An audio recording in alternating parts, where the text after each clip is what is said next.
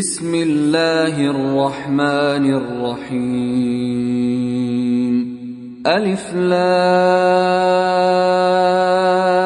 را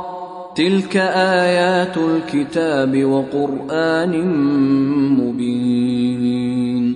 ربما يود الذين كفروا لو كانوا مسلمين ذرهم يأكلوا ويتمتعوا ويلههم الأمل فسوف يعلمون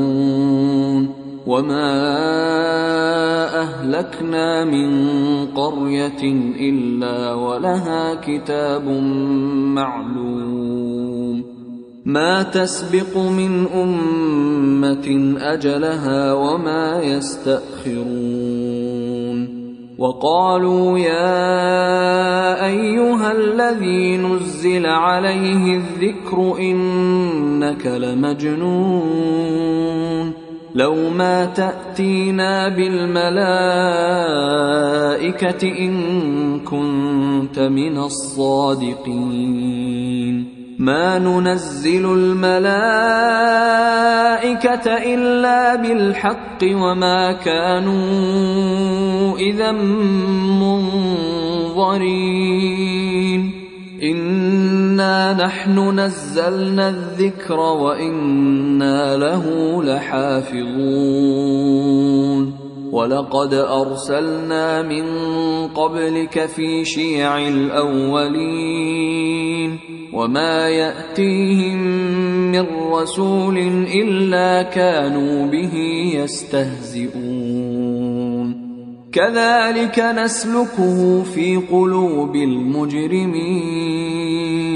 لا يؤمنون به وقد خلت سنة الأولين ولو فتحنا عليهم بابا من السماء فظلوا فيه يعرجون لقالوا إنما سكرت أبصارنا بل نحن قوم مسحورون ولقد جعلنا في السماء بروجا وزيناها للناظرين وحفظناها من كل شيطان رجيم إلا من استرق السمع فأتبعه شهاب مبين والأرض مددناها وألقينا فيها رواسي وأنبتنا فيها من كل شيء موزون وجعلنا لكم فيها معايش ومن لستم له برازقين وإن من شيء إلا عندنا خزائنه وما ننزله إلا بقدر معلوم وأرسلنا الرياح لواقح فأنزلنا من السماء ماء فأسقيناكموه وما أنتم له بخازنين وإنا لنحن نحيي ونميت ونحن الوارثون ولقد علمنا المستقدمين منكم ولقد علمنا المستأخرين وإن ربك هو يحشرهم إنه حكيم عليم ولقد خلقنا الإنسان من صلصال من حمأ مسنون والجان خلقناه من قبل من نار السموم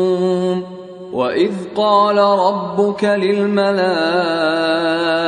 إني خالق بشرا من صلصال من حمأ مسنون فإذا سويته ونفخت فيه من روحي فقعوا له ساجدين فسجد الملائكة كلهم أجمعون إلا إبليس أبى أن يكون مع الساجدين قال يا إبليس ما لك ألا تكون مع الساجدين قال لم أكن لأسجد لبشر خلقته من صلصال من حمأ مسنون قال فاخرج منها فإنك رجيم وإن عليك اللعنة إلى يوم الدين قال رب فأنظرني إلى يوم يبعثون قال فإنك من المنظرين إلى يوم الوقت المعلوم قال رب بما أغويتني لأزينن لهم في الأرض ولأغوينهم أجمعين إلا عبادك منهم المخلصين قال هذا صراط علي مستقيم إن عبادي ليس لك عليهم سلطان إلا من اتبعك من الغاوين وإن جهنم لموعدهم أجمعين لها 7 أبواب لكل باب منهم جزء مقسوم إن المتقين في جنات وعيون ادخلوها بسلام آمنين ونزعنا ما في صدورهم من غل إخوانا على سرر متقابلين لا يمسهم فيها نصب وما هم منها بمخرجين نبئ عبادي أني أنا الغفور الرحيم وأن عذابي هو العذاب الأليم ونبئهم عن ضيف إبراهيم إذ دخلوا عليه فقالوا سلاما قال إنا منكم وجلون قالوا لا توجل إنا نبشرك بغلام عليم قال أبشرتموني على أن مسني الكبر فبم تبشرون قالوا بشرناك بالحق فلا تكن من القانطين قال ومن يقنط من رحمة ربه إلا الضالون قال فما خطبكم أيها المرسلون قالوا إنا أرسلنا إلى قوم مجرمين إلا آل لوط إنا لمنجوهم أجمعين إلا امرأته قدرنا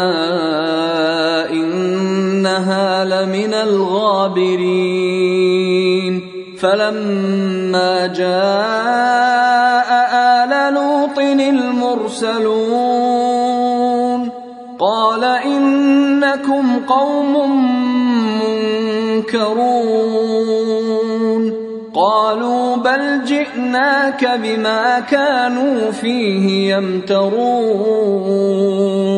وأتيناك بالحق وإنا لصادقون فأسر بأهلك بقطع من الليل واتبع أدبارهم ولا يلتفت منكم أحد وامضوا حيث تؤمرون وقضينا إليه ذلك الأمر أن دابر هؤلاء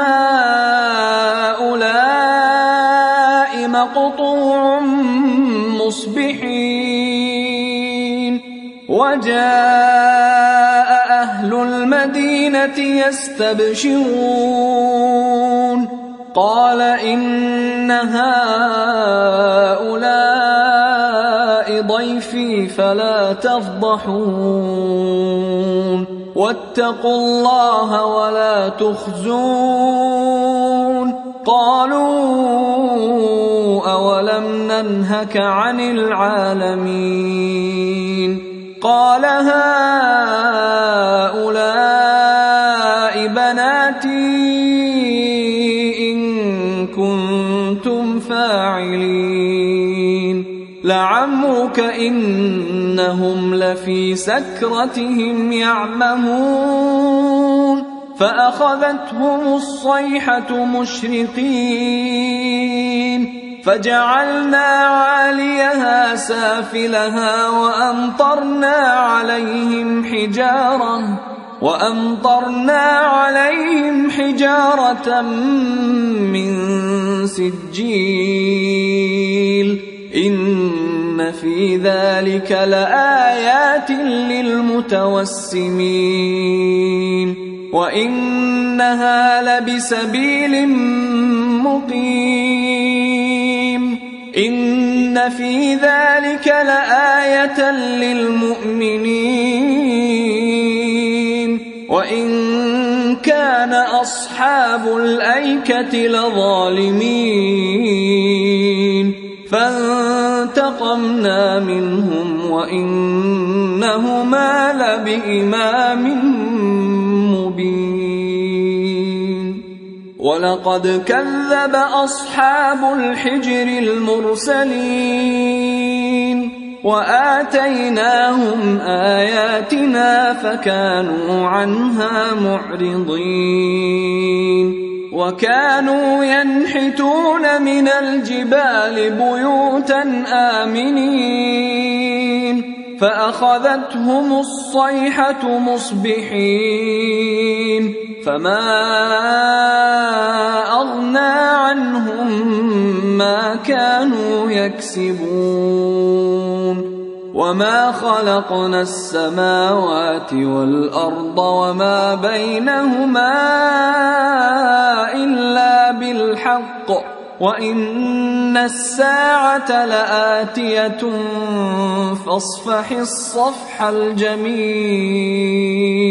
إن ربك هو الخلاق العليم ولقد آتيناك 7 من المثاني والقرآن العظيم لا تمدن عينيك إلى ما متعنا به أزواجا منهم ولا تحزن عليهم واخفض جناحك للمؤمنين وقل إني أنا النذير المبين كما أنزلنا على المقتسمين